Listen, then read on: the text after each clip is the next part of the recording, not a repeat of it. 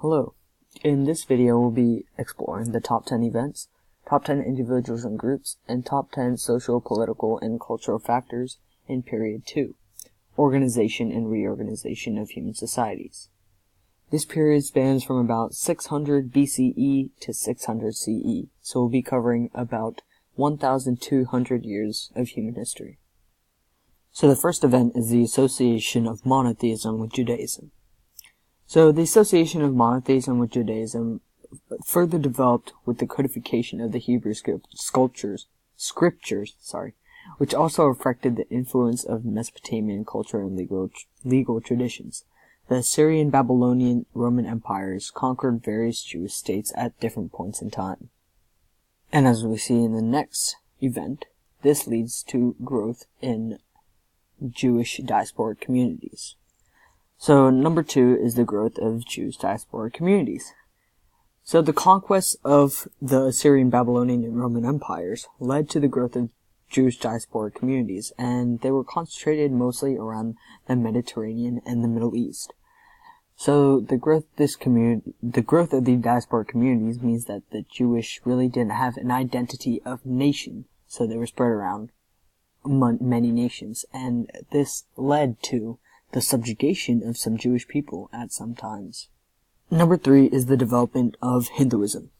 The core beliefs outlined in the Sanskrit scriptures form the basis of Vedic religions, developing into what is later known as Hinduism, a monistic belief system. These beliefs included the importance of multiple manifestations of Brahman and the teaching of Dharma and reincarnation, and they contributed to the development of the social and political roles of the caste system. We'll later explore the effects of Hinduism in our Key Concept 2.1 video. Number 4 is the development and spread of Buddhism. The core beliefs preached by the historic Buddha and collected by his followers in the sutras and other scriptures were in part a reaction to the Vedic beliefs and rituals dominant in South Asia, especially the caste system. Buddhism branched out into many schools and changed over time as it spread throughout Asia, allowing for the practices of merchantism and the accruance of wealth. First, it spread through the support of the Mauryan Emperor Ashoka, and then through the efforts of missionaries and merchants, and the establishment of educational institutions to promote Buddhism's core teaching. Buddhism would later come to a rise in China, where it now resides primarily. Number 5 is the development of Taoism. In major Taoist writings, the core belief of balance between humans and nature assumed that the Chinese political system would be altered indirectly. Taoism also influenced the development of Chinese culture, including medical theories and practices, poetry, metallurgy, and architecture. We'll explore the effects of Taoism in our Key Concept 2.1 video. Arguably more important than Taoism is Confucianism, and Confucianism comes to play a huge role in Chinese society later, especially in Period 3.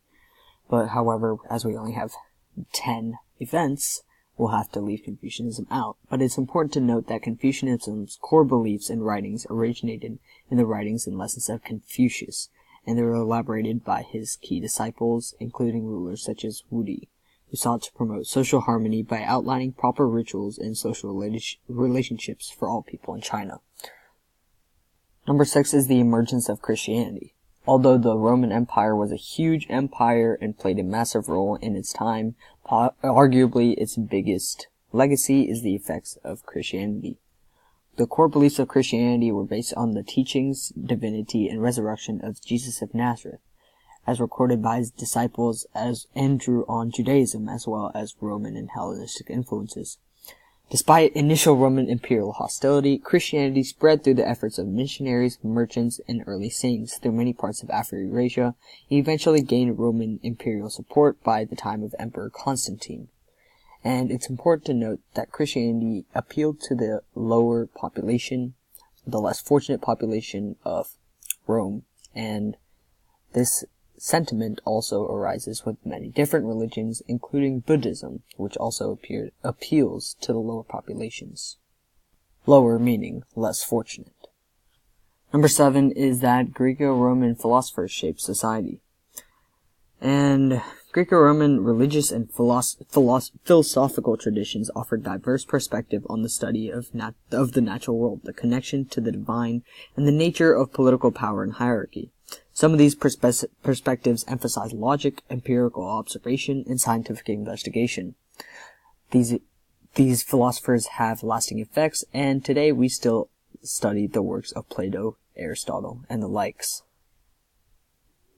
Number 8 is the rise and collapse of key empires. Key states and empires that grew included in Southwest Asia, the Persian Empire; in East Asia, the Qin and the Han empires; in South Asia, the Mauryan and Guptan empires; in the Mediterranean empires, Phoenicia and its colonies, Greek city-states and colonies, Hellenistic and Roman empires; in Mesoamerica, the Teotihuacan and Maya city-states; in Andean South America, the Moche; in North America, the Chaco and the Chacoya.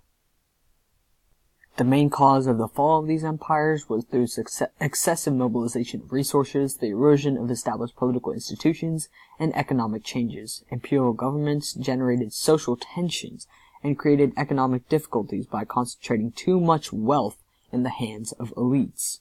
Additionally, security issues along their frontiers, including the threat of invasions, challenged imperial authority as the empires grew too expansive. Number 9 is the facilitation of trade by governments. Imperial cities such as Persepolis, Chang'an, Pataliputra, Athens, Carthage, Rome, Alexandria, Constantinople, and Teotihuacan served as imperial centers of trade, public performance, religious rituals, and political administration. States also made it a point to maintain the security of trade routes, including the Silk Road, and maritime trade, including the Indian Ocean Trade Network.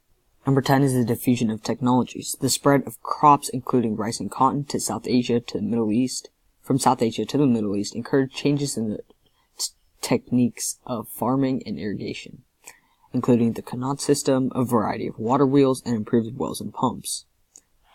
Additionally, new technologies permitted the use of domesticated pack animals to transport goods across longer routes. Additionally, innovations in maritime technologies, as well as the advanced knowledge of monsoon winds, stimulated exchanges along maritime routes from East Africa to East Asia.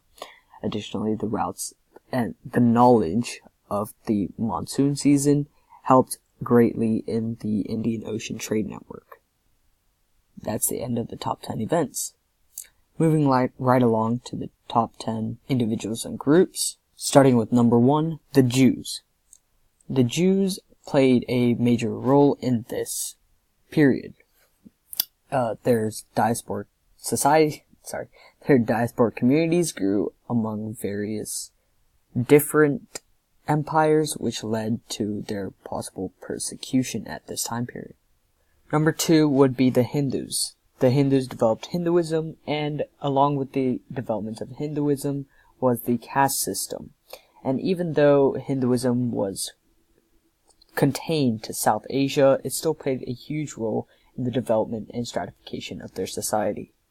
Number 3 is Christians. And as I said before, even though the Roman Empire was huge and very expansive, they're probably the most important legacy of the Roman Empire is the development and diffusion of Christianity. Number 4 is the Buddhist, and even though Buddhism originated in India, its diffusion led to China, where it played a huge role in period 3, which we will explore later on, but it played a huge role in opposing Confucianism in the societies and government of China. Number 5 is Confucian and his followers. As we see in this time period, Confucianism emerges and rapidly spreads throughout China, and it leads to the stratification of China and its society, and it plays a huge role in the government as all government officials have to be Confucian to be allowed into the government. Number 6 is Greece. Greece played a huge role in this time, especially among philosophers and the likes. As I mentioned before, we still study the effects of Greek philosophy to this day. Additionally, Greece provided the earliest form of what can be called modern democracy. Number 7 is Rome. Rome played a huge role in this time period. Its expansiveness and general power cannot be understated. It controlled areas from as far as modern-day Spain to as far as Turkey or Anatolia. And this rule and power was eventually dissolved, but however, it played a huge role. And its most lasting legacy, as I said before, is the effect of Christianity. Number 8 is Qin China. Qin China served as the first multinational, unified, power centralized state in China. Although it only lasted for 15 years, its legacy is very impactful, as it served as a springboard for many other following dynasties, such as the Han Dynasty, which is our number 9. So number 9 is the Han Dynasty. And the Han Dynasty is very impactful because it served a huge role in the facilitation of trade on the Silk Road. Additionally, it was the first dynasty to rule under the Mandate of Heaven, which was first established by the Qin Dynasty. Number 10 is Persia. Persia was a very expansive empire covering much of Anatolia and what is known today as the Middle East, other than Arabia.